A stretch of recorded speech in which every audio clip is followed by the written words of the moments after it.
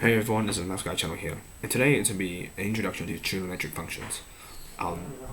Man, my voice is a bit lost, but oh well, I just have to. Maybe I'll speak. I won't be as loud as I usually are. Okay, so a quick familiar recap of sine, cos, and tan. So if you have a right angle triangle like this is theta, your angle. This is, you consider the opposite. This is the adjacent. And this is the hypotenuse.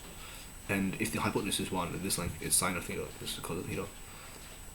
But in the blue triangle, I'm not sure if you can see my mouse, and for the pink triangle here in the middle, if theta is this angle here, TOA, and the adjacent is 1, the height to TA is tan theta. Also, just a quick recap that tan theta is equal to sine theta divided by cos theta.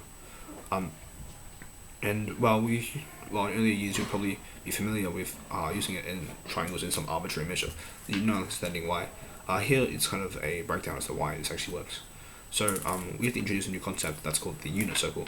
The unit circle is defined as a self-explanatory, a circle with a radius of 1 unit, such as this diagram here on the left.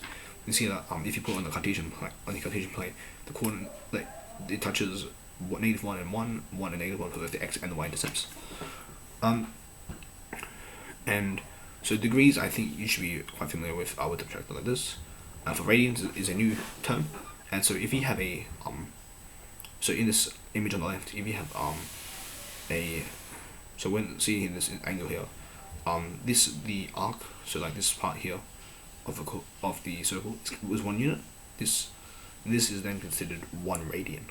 And probably elaborate that in another video.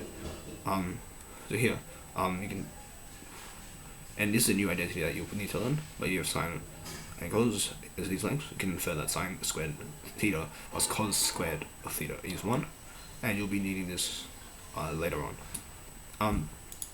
And so the same way you do angles,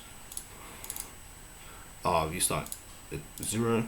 So the x is, if you look on the left, it's 0, 90 degrees at 1, 180 at -1, 270 at -1, and back here 360.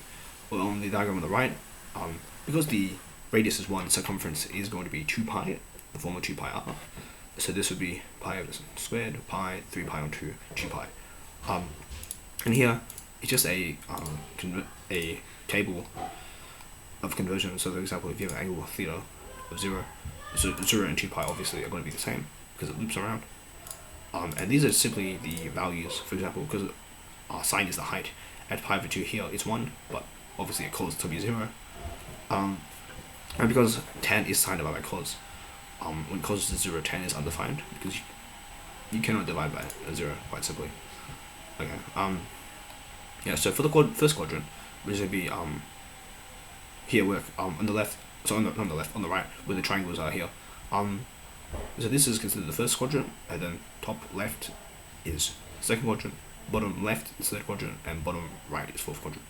So it says cos theta is x values, sine theta is the y values, and tan theta is y over x. So sine over cos, same as usual. There's a second quadrant here. It says that cos is negative, and if you think about it intuitively, if x is the negative value, if we go to a negative here, all the values become negative. Sine is the same, tan is negative because cos is negative as well. The third quadrant are cos. So cos pi plus theta is the same as cos theta. Actually, that's not correct. Okay, I should be correct because here the x values here are still negative. Quickly check on that later. Sine is negative for us obviously here, and because both sine and cos are negative, tan, the negatives cancel out, and tan is positive. Okay, should not have to make that mistake. Anyway, and the last quadrant is a full quadrant. So here 3 pi on 2 pi, and it says for these rules, cos is the same because the x values here are positive, y is negative because it's still in this part here negative. Because of that, tan is also negative. And one of the easier ways to learn how this is how to remember this is to remember the acronym all students take calculus. So quadrant 1, all 3 sine, cos, and tan are positive. Quadrant 2, sine is positive. Quadrant 3, tan is positive. Quadrant 4, cosine is positive. In the next video, we're going to be going through the incidence of negative angles and exact values. But yeah, that'll be all.